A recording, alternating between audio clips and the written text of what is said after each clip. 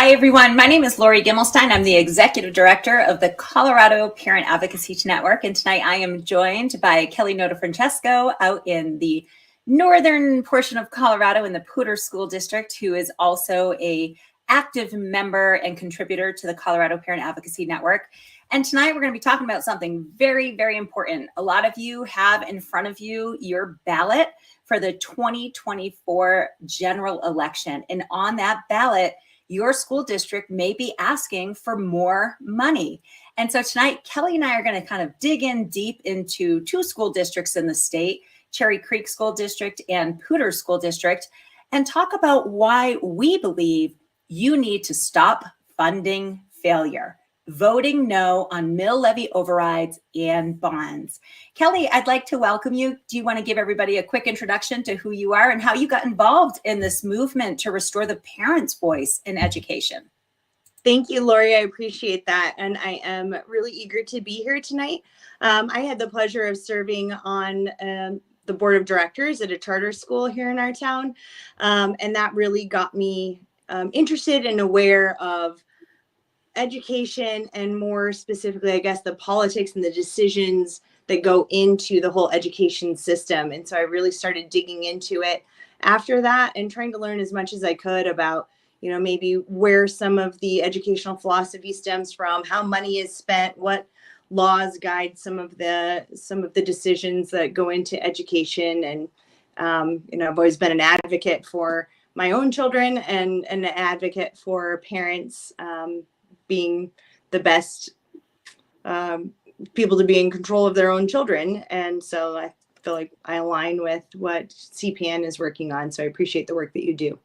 Thank you. And right back at you. I'd encourage everybody that's tuning in to please follow Kelly on all platforms. X in particular, her handle is at HiKidHey.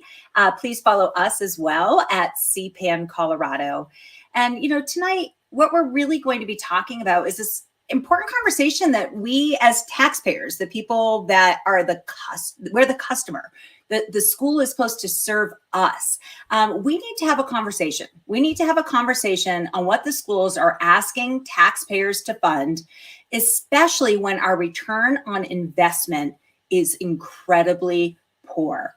So let's talk about that, Kelly. I'm going to go ahead and share my screen in just a moment, but we're going to talk about the return on investment. And so with that, let's talk about academics. Let's talk about grades. Let's talk about performance. Where are our children?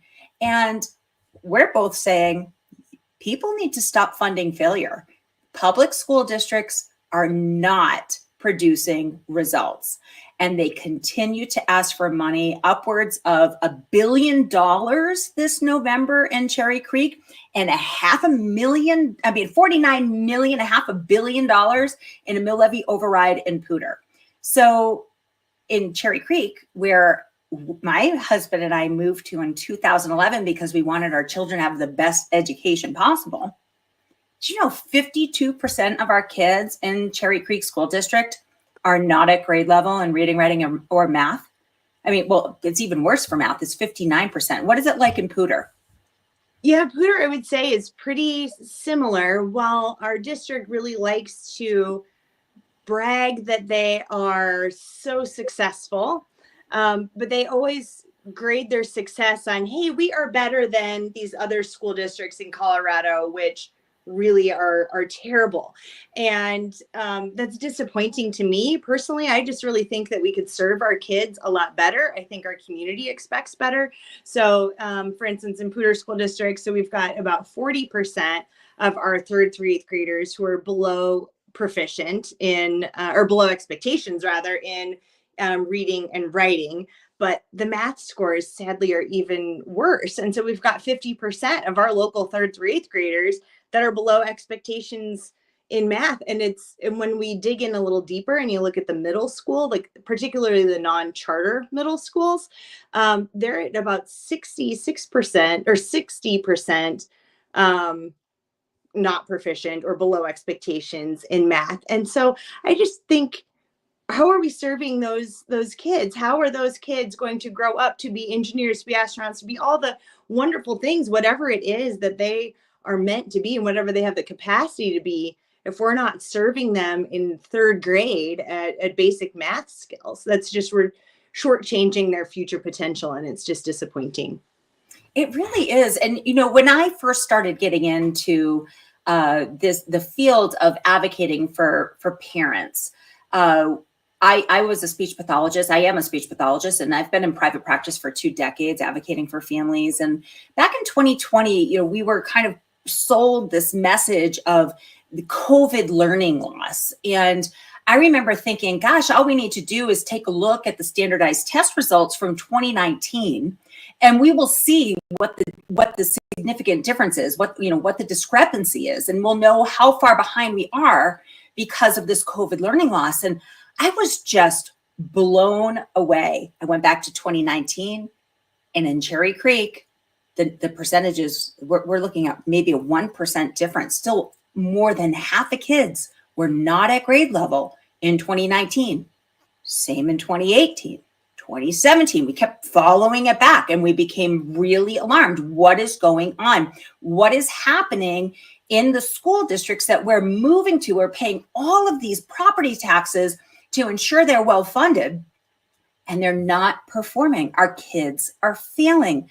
And so I kind of want to divert a little bit, because one of the things at the Colorado Parent Advocacy Network that we are so proud of, and we're just great pride in, is our incident reporting tool.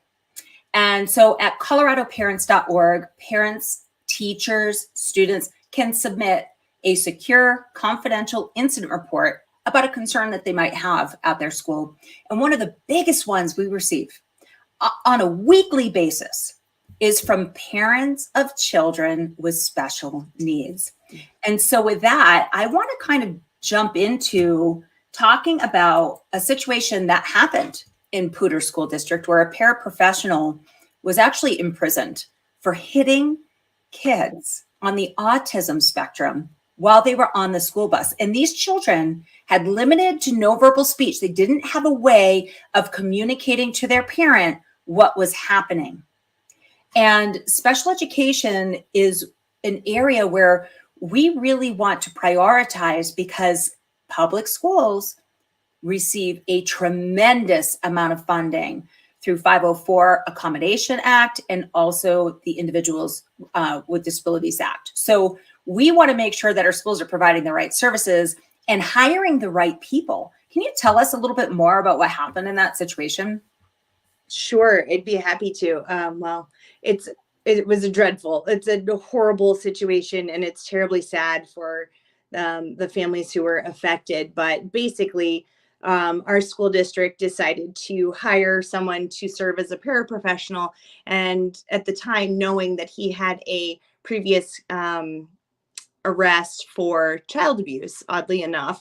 And so they decided to hire him anyway, and not only hired this man, but they decided to put him on serving on a bus that served special needs children. Like, these were mostly nonverbal kids, and they're, oh gosh, it's really an emotional story, but their parents were noticing changes of behavior in these kids and noticing some physical signs, but these kids were not even children that were able to tell their parents. They couldn't get off the bus and say, "Oh my gosh, mom, this guy on the bus hit me 5 times." They couldn't even express that. And that's the most heartbreaking part. I mean, any abuse to a child is terrible, but to do that to children who are the most vulnerable is particularly actually sadistic. That is how our district attorney described this man. But the parents kept going to the school district saying, "Hey, something's not right. I'm getting this vibe from my kid. I think something's happened on the bus." And we're basically ignored, or at least the problem wasn't addressed to the level that it should have been. There are some concerns with mandatory reporting, and maybe why wasn't that followed? And so there are some legal implications there. But the man ended up being convicted of 11 counts, I believe, and sentenced to 12 and a half years in prison. But reading through the lawsuits now, these families have rightfully sued our school district, and reading through, and hearing and understanding what actually happened to these kids. I mean, it wasn't just a like, let me shove you to get you into your seat. It was, I'm going to come back here. I'm going to hit you with your lunchbox. I'm going to shove you up against the window. I'm going to, I mean, just horrific. I grieve for these families. I grieve for those poor little babies that were hurt. It's not right. It's not fair. And now our school district wants $49 million more. And it just feels a little bit like of a slap in the face to those families, quite honestly. Right. Because, these families, they're reaching out to district administration, their board of education, and they're being ignored, and they're being ridiculed behind their backs. And we're seeing this not just in this one instance, but in hundreds of incidences across the state of Colorado. This is a crisis. This is a problem in our public school districts where we have serious safety issues in addition to the plummeting academics that we were just talking about, with more than half of Colorado kids not even at grade level. And this is not because of COVID. We're in 2024, and this was happening as far back as 2014, where more than half of our children are not meeting grade level expectations in basic skills like reading, writing, and math. And so we're here tonight because we want to encourage taxpayers to pay attention. My good friend, Alvin Louie, he runs an organization called Courage is a Habit. And he says they're using our vocabulary, but not our dictionary, and they're weaponizing our kindness. And that is what is happening when your superintendent of schools gets on an email and tells you, please, if it's for the kids, it's for the kids. Our return on investment has historically never come through. Our kids are failing, and it's time for there to be district accountability and transparency on how they're spending our money.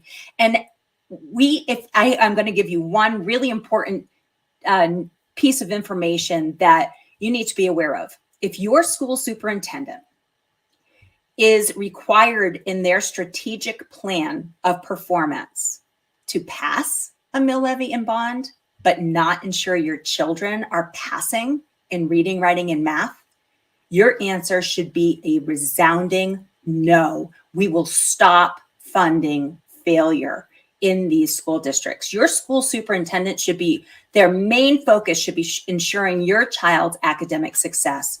So Kelly, with that said, I'm going to move on to some other conversations. So, again, tonight we're saying vote no on more money for failing schools.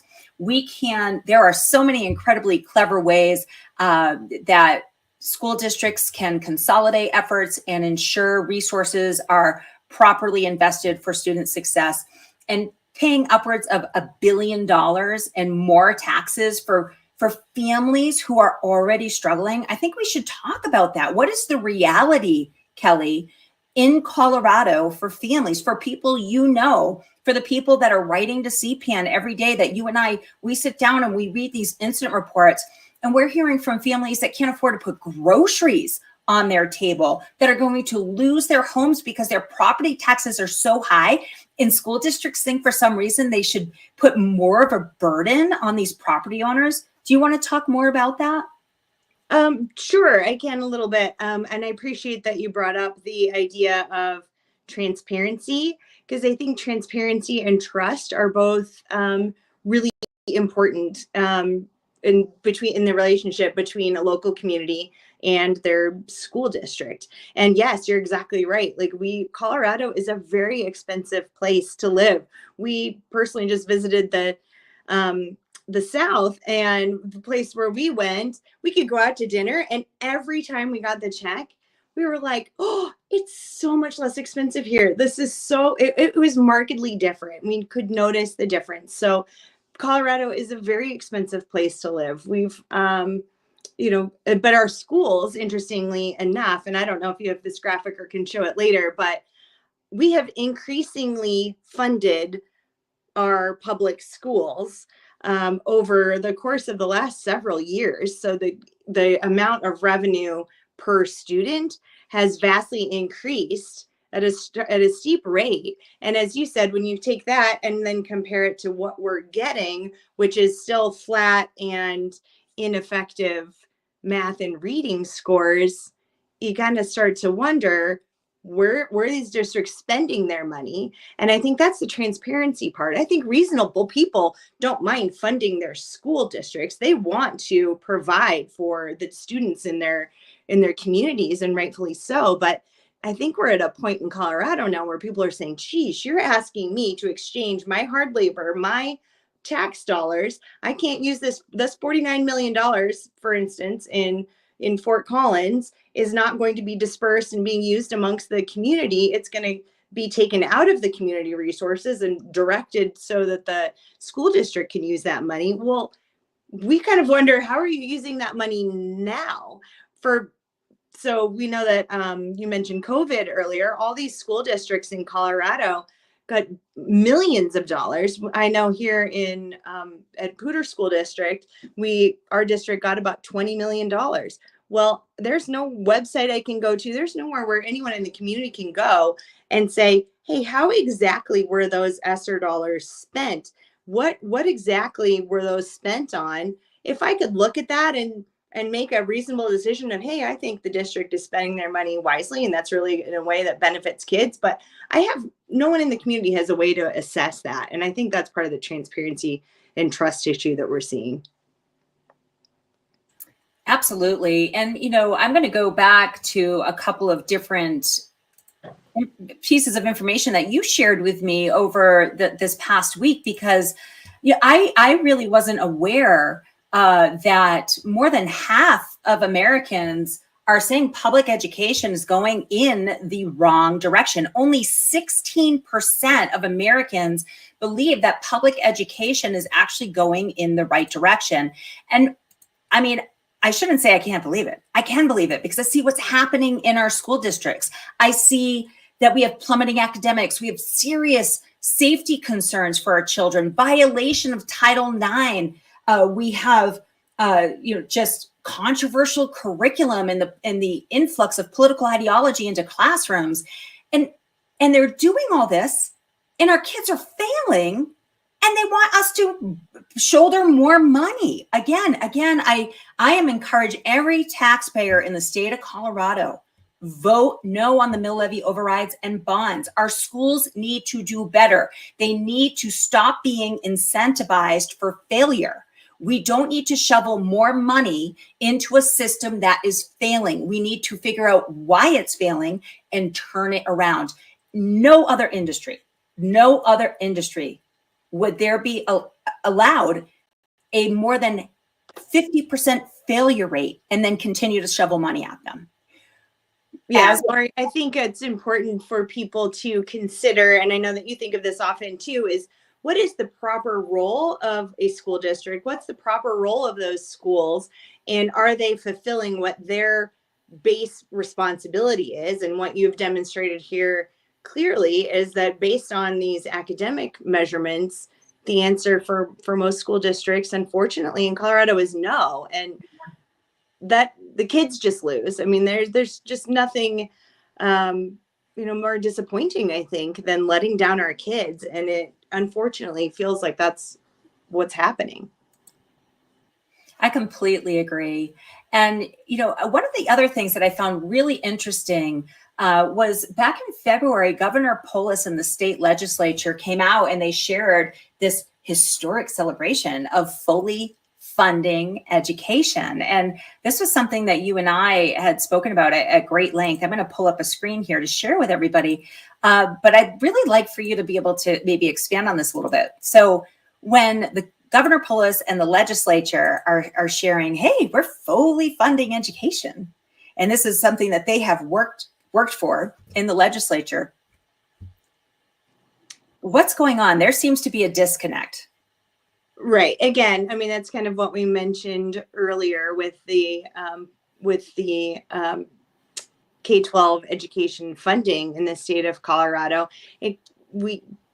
Coloradoans, I think, are very generous, and they want their schools to do well, and historically have supported them. And our property taxes have gone up, and there's a lot more money going into the state, and the legislature has figured out, like Governor Polis was celebrating, is yay, like our schools are fully funded now. This is good news. I think even the Colorado Education Association, the teachers union, was celebrating that as a win as well. That is something that they worked really hard on.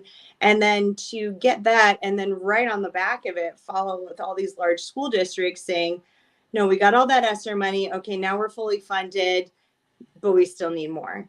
Mm-hmm. Okay, be transparent with the money that you have in the first place, and show us that it's really going toward the classroom and helping these kids. But the data that we have to assess that demonstrates that that's not happening. So, it's a disappointing disconnect between, I think, what voters really want and are hopeful for and want for those kids, and then what's being provided. Completely agree. Very well stated. And one of the things that we do at the Colorado Parent Advocacy Network is we research into all 178 public schools, charter schools. We look in private schools, and we look at what their spending is. And there is some financial transparency. I wish that it was better, that the Colorado Department of Education ensures is available to the public. And then we can get more information through Colorado Open Record Act requests. And you and I have been feverishly busy working on getting that information so that our investigative team can really put that information and make it available for parents in a usable format, so that we as parents can be better advocates for our children and better advocates for our tax dollars.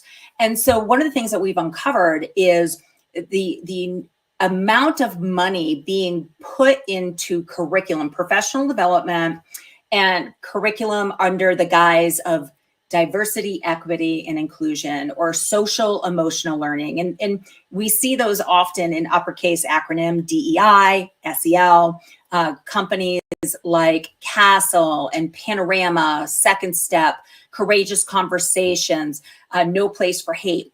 And so much of our taxpayer dollars are going into these resources that are very controversial. And I'd like to actually share some of the information that we've uncovered, for example, in the Cherry Creek School District. So I would like to go ahead and present my screen for everybody to see. We're going to talk about a professional development program that is funded with your taxpayer dollars, that all of our teachers in the Cherry Creek School District are required to take within 3 years of employment. And this is brought in under the guise of culturally responsive education. So back in 2020, when I first learned of culturally responsive education, I simply thought that meant learning about different ethnicities and different cultures, working as a speech pathologist, having an understanding that if I'm working with a family from Bangladesh, it might be very different than working from a family in Colorado, and being understanding and open to that. But that is not what culturally responsive education is. Culturally responsive education is really about one concept, and that concept is whiteness. And your tax dollars are being used to fund this professional development that our teachers are required to take. And our teachers are learning concepts that are theories. These are not proven issues, and it is causing extreme divisiveness. It makes our teachers divide themselves based on immutable characteristics that they cannot change, like their sex or their gender or their race. These are things we cannot change, and it doesn't define who we are. And quite honestly, it's quite the opposite of what we believe in America, that everybody can have the opportunity to be whatever they'd like to be. We have that beautiful liberty, and it's protected. And this divisive teaching is now being pushed onto our teachers. And then our teachers, again, back to what my friend Alvin Louis says, they're using our vocabulary, but not our dictionary, and they're weaponizing our kindness. And they're weaponizing our teachers' kindness, and they're falling for this. So let's just take a look at what Cherry Creek School District defines as whiteness. And this is happening in multiple school districts across the state, not just Cherry Creek. I would say the majority of school districts across the state are teaching this to our teachers, our staff, and ultimately our children, the future of our country. And so this is one of the slides from the Courageous Conversations curriculum that Cherry Creek School District contracts with Courageous Conversations, Pacific Education Group on the taxpayer's dime. And things like adherence to a time schedule, thinking that hard work is the key to success, focusing on self-reliance. These are not characteristics of white people. These are characteristics of successful people. And what they're doing is they're teaching our teachers that these characteristics of people are bad. And not only are they teaching them that they're bad, they are requiring them to commit to interrupt the role and presence of these characteristics in their schools. And this is a problem, and it's causing division, it is causing hate, and it's on purpose. We receive more incident reports on the negative impacts of uppercase DEI and SEL, social emotional learning, than any other incident report we receive at the Colorado Parent Advocacy Network. And it is time that we stop funding failure. And people need to vote no on the mill levy overrides and bonds being asked for by their school district. We can turn resources around, change how we are funding all these different programs, eliminate programs that are not effective, and get back to the fundamental principles of what education is about. So our kids can learn to read, write, do math, and become successful in their future career and their college education. So looking at these, Kelly, I'd love to get your thoughts on what you're seeing here and what our teachers are being taught in Poudre, in Cherry Creek, in Denver, in Aurora, across the state. Adams, 27J, all of these school districts are teaching this. Yeah, again, I mean, you're just diverting attention from the fundamentals, from that proper role that these school districts and the schools are supposed to fulfill. If you have kids getting to ninth grade and they can't read, that's shameful. That we shouldn't have that in this day and age. We shouldn't. Communities should not, accept that as success within their school districts. So anytime when you see teachers being trained on divisive topics, you just have to think, who does this benefit? How do the kids benefit? Are they going to benefit from being taught to see each other by racial characteristics? How is that helpful? And then they don't even know how to do their basic math skills. Like that's not how we want to set our kids up for success. So it's disappointing to see that. And again, it leads to a lack of trust, I think, in our school districts, and makes it harder for people to say, yeah, I want to continue sending my hard-earned money into that system. Yeah, it's so true. And one of the incident reports that we've received, I think this is so important to share. This is what is happening in our kids' classrooms. This is an incident report that came into the Colorado Parent Advocacy Network from a family who has a student at Overland High School, which is in the Cherry Creek School District. So this was a ninth grade English class. And this English teacher is spending his time pushing political divisive ideology into the classroom that's controversial, one-sided, against school policy. And I'd just like everybody to listen to this. And I don't care where you fall on the political spectrum. I don't care if you're a Democrat, Republican, Libertarian, whatever you want to be. It doesn't belong in the classroom, especially if it's not being presented from both sides. And here is an English teacher talking to freshmen. So we're talking 13, 14, 15, possibly year-old kids in an English class. And the teacher's talking about the word polarizing. So let's just listen to what this teacher is saying. And then I want everybody who's watching to think, is this appropriate in a classroom?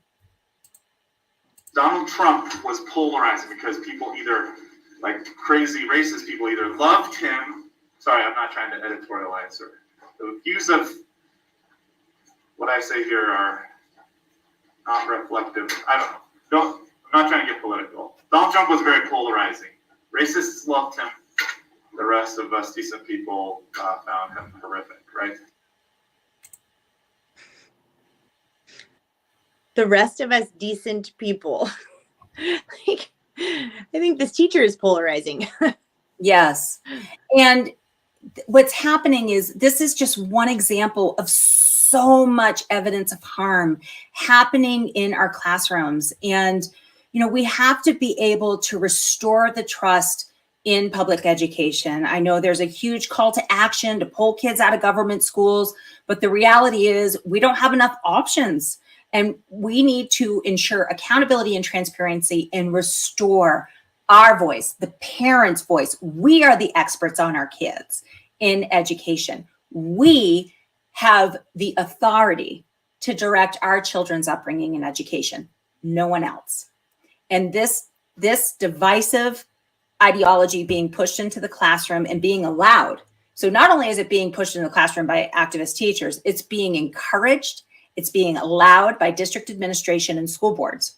And so I'm going to put the call to action out right now that we need, as taxpayers, as parents, as concerned citizens, to demand accountability and transparency for fiscal responsibility in these school districts. This is not fiscally responsible, and our return on investment is terrible. With more than half of kids in Colorado below grade level in reading, writing, and math, we deserve to demand accountability and stop funding failure. What do you think about this? Well, yeah, I mean, I couldn't agree more. It's our district right here has a budget of $500 million, and we keep giving them more money, and we have fewer students, and the test scores are flat to down. I mean, it's at some point, I think taxpayers need to say, is this working? And it seems like it's not. So why would I provide more fuel to that fire instead of holding the districts accountable? So I think at this time, voting no on these mill levies is a way for taxpayers to kind of stand in that gap and say, you know what? No, I don't think this is working. We need to put a pause on this. We need to stop. We need to have a different discussion about what is happening in our schools and what the community's expectation is for the performance of those schools. Because at the end of the day, Lori, I know you and I talk about this all the time, it's the kids who lose out. Absolutely. Like, it's not me, it's not you. I mean, yes, globally from a country standpoint and all that, sure, of course we can say that, but to the individual kid, like I was just thinking about that clip that you were just playing and thinking, okay, I assume that there's a wide variety of children in that classroom, and some of them are on, have families on different political spectrums, and that's great. That's what our country is based on. We should have our own opinions, be able to express those. But for a kid to be sitting in that classroom, and what if, your parents are supporting that particular presidential candidate, and now your teacher, who you probably also respect and admire, and that is an authority figure in your classroom, is kind of berating your family's values, that puts that kid in a really difficult position. And I don't think that's fair to those kids. That's not what we want to do for our kids. We want to be feeding them knowledge, giving that background and that baseline so that they can go be successful in their lives and live their best lives. I mean, that's what we all want. I think most people can agree on that, regardless of your political perspective. Absolutely. I mean, I think education is the door of opportunity for all of us. And what allows us to, if we decide to pursue whatever it is we want to do, it allows us to pursue that American dream. And, when we talk about the curriculum and the school lessons that are coming in, one of the most problematic is under the guise of social emotional learning. So we just talked about diversity, equity, inclusion, DEI, uppercase, and how that is actually very divisive. It's weaponizing our kindness. It's dividing children and pushing in political ideology. And social emotional learning, I think originally also came in under the guise of kindness, anti-bullying, inclusion. And now it's become this source of just placing the focus on your child's attitudes and their morals and their values and their beliefs, instead of focusing on academics. So we're wasting precious classroom minutes on helping children to question their attitudes and morals and values. And we as parents believe that's the role of the family, the role of the school, that we entrust the school to be with our children, is to educate them. And the common areas of reading, writing, and math, and science, and civics, and just getting them ready to be able to be prepared for their future careers, be that in whatever it might be. And so one of the things that families need to understand is that school districts across the state, across the nation, have contracted with these organizations like Castle, Panorama, Second Step, FastBridge Learning, and also your state. Okay, so legislation has passed in multiple states that require school districts to employ very controversial surveys to collect data on your kids. And one of those surveys in Colorado is the Healthy Kids Colorado Survey. Are you familiar with that, Kelly? Quite, yes, I am. So I'd just like to take our viewers through this, and because these are some questions on the Healthy Kids Colorado Survey. So you know how I told you my friend Alvin Louis, he always says, using our vocabulary, but not our dictionary, and weaponizing our cadness, right? So in the state of Colorado, it's really important for parents to understand that the method right now is no longer that you give permission for your child to participate in something. It is an automatic opt-in. So that means you must manually opt your child out of any surveys, exercises, assignments that require them to disclose this personal information about their gender, their identity, their sex, their political, whatever it might be. You have to physically opt them out. Now, on coloradoparents.org, on our website at coloradoparents.org, we have a parents tab. You should go there right now. You should go to coloradoparents.org, click on the parents tab, and download our opt-out template. This opt-out template, what you need to do is you need to fill it out for your child, do it however, just use it as a template, customize it for your kiddo, and send it in to your child's teachers and principal. Ask them for a return of receipt that they did receive it. Then I want you to print a copy of this template or of your child's opt-out form and put it in their backpack. And then you need to talk to your kids about these surveys and why you don't want them participating in them. And you'll also find on coloradoparents.org on our parents tab a couple of resources, because these are things that we're just not prepared for to have discussions with our kids. And our kids are not necessarily going to independently start telling us like, oh, by the way, today I was asked this, this, and this. Or my teacher spent an entire hour talking about this topic instead of what is supposed to be being taught in the class. And so we've created these conversation starters to help you engage in conversation with your kids. And we also have some guidelines that you can download around the controversial issues that are happening in our schools around gender identity. So let's go back. Let's talk about this Healthy Kids Colorado survey. Sounds great, right? Like when I first saw that, you know what I did? That's not a problem. Healthy Kids Colorado survey. That sounds great. Well, let's take a look at the questions. And I want you to know that I am about to read some information that might be shocking. I think it really is for adults, even though these questions are designed for middle schoolers. So we're talking ages 10 to 13. So question 1, what I would expect. How old are you? Question 2, and what grade are you? And then question 3, here we go. What is your gender identity?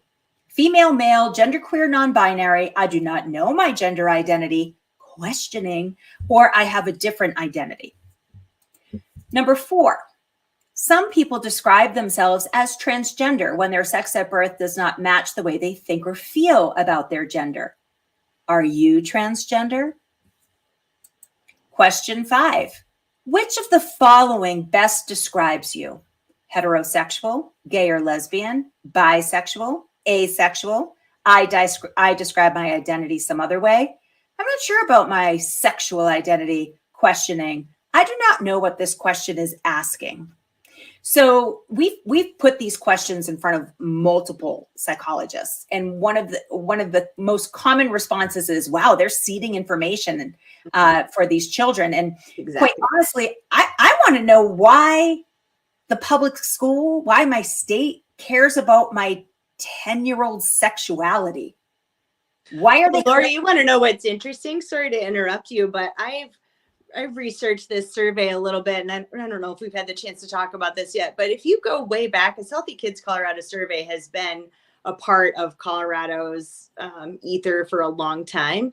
And you can go back far enough, and those questions weren't asked. Those questions only started coming up the last several years of their survey, or it's a survey that comes out, I think, every 2 years, but those were not original questions to the original intent of what Healthy Kids Colorado probably started out as. Correct. And I appreciate you sharing that, because I think that's important for people to understand. And it goes back to like, what is happening? What are our schools spending money on? What is our state spending money on? And so sorry, can I just interrupt one other thought? When you were going over those questions, and you can picture these kids, given their little laptops in their classroom, and okay, you've got to fill out this survey, and they're answering these questions. Okay, while they're doing that, there's a whole list of things that they're not doing. So how much time are they spending on these surveys? And the content of the surveys maybe is one concern, and some people might not have a problem with that, and other parents might, and that's one issue. But then what about the bigger issue of how are you spending your precious class time? You're fooling around with these surveys that benefit not the kids versus, hey, let's do math facts for another 20 minutes or another 30 minutes instead of spending time on this survey. So again, back to what that proper role of the school is supposed to be functioning as. So such an important comment, because that's what we hear from teachers. We are wasting so much time on these surveys and these exercises that we're required to do with the children that focus on identity, their gender identity, just the wheel of power and privilege. Like, all of this time is not being used where it needs to be. And that's ensuring that our kids can read, write, and do math. Let's dig into a couple more of the questions that are asked of our middle schoolers. So again, ages 10 to 13 on this Healthy Kids Colorado survey. Again, just like Kelly was saying, during classroom time. So here's another question, number 71. How old were you when you had sexual intercourse for the first time? Or did you drink alcohol or use drugs before you had intercourse the last time? Again, it's kind of seeding in a child's mind that they should be having sexual intercourse. Correct. The last time you had sexual intercourse, did your partner use a condom? So many families don't believe their child's developmentally ready to even be having conversations around sexual intercourse and condoms and drugs and alcohol at age 10, and would like to ensure that their children are protected and that information is given to them when they're developmentally ready. And that's a decision a parent makes when their child is ready to have that conversation. So I think it's really important for people to understand that these are questions for middle schoolers paid for by your tax dollars, and they're taking this data and keeping it on our children. And we're seeing the evidence of harm. This is definitely having an impact, and a negative impact on our children. So Kelly, as we kind of go forward here, and we're about ready to close out for the evening, what do you have to say to parents about the mill levy overrides and bonds in school districts across the state? The first thing I would say to them is to say no to them. Let's say no to increasing our taxes, increasing that burden on these families who are already burdened by the high prices of everything in Colorado. And I would encourage, I think saying no is the first step. And then I think encouraging families to reach out to their school districts, to ask questions, to ask for transparency, to make requests of that. These are all public tax dollars that are being used, and we have every right to know how those tax dollars are being spent. It just takes people standing up and asking some good, reasonable questions. Because as I said, reasonable people want have reasonable expectations of their school district. And I think people are, again, happy to fund the districts, but now we've gotten it's too much. We're not getting the money's worth, as you mentioned. So I would ask parents to vote no. I thank you, Kelly. You have so much expertise in this arena, and we're so grateful to have you as a member and a contributor to our investigative team at the Colorado Parent Advocacy Network. And it was great to sit down with you this evening on a Friday night. You know, people always say, how do you guys get all this done? I'm like, because on Friday nights, we're still working. And so, you know, we're here at the Colorado Parent Advocacy Network to help you, to help parents, to help teachers, to help taxpayers, to help students. We realized that there is no accountability and transparency for school districts, and concerned citizens and parents don't have a way to ensure that their tax dollars are being used appropriately. And so that's why the Colorado Parent Advocacy Network exists. We are here to be the voice of accountability, be the voice of transparency, so that we can restore the parents' voice in education, and also to really restore a rigorous, non-political education for all our kids in safe schools. We want our kids to love going to school. And so tonight, and as you pull out your ballot to fill it in, if you haven't already filled it in, and you have a mill levy or bond request from your school district requesting more money, we tell you to stop funding failure. There are so many other ways that our school districts can be more responsible with our money, and that we can get a better return on our investment, with more than half the kids in the state of Colorado failing, not at grade level in reading, writing, or math. It is time for the school districts to do their job. And so we're going to stop funding failure and vote no on more money for failing schools. Thank you, everybody, for joining us this evening. I believe this live stream will be available on all of our social media platforms after we're done airing. We've been live streaming right now, and it should be available for replay. So please go ahead and share it, if you would, on your social media accounts. That really helps us get the information out to more people. And we thank you. We're going to be doing live streams a lot more often as we work together to restore the parents' voice in education. Please join us at coloradoparents.org, and please follow us on all social media platforms. Just search Colorado Parent Advocacy Network, and please follow Kelly on X. Her handle, Kelly, why don't you go ahead and give your handle?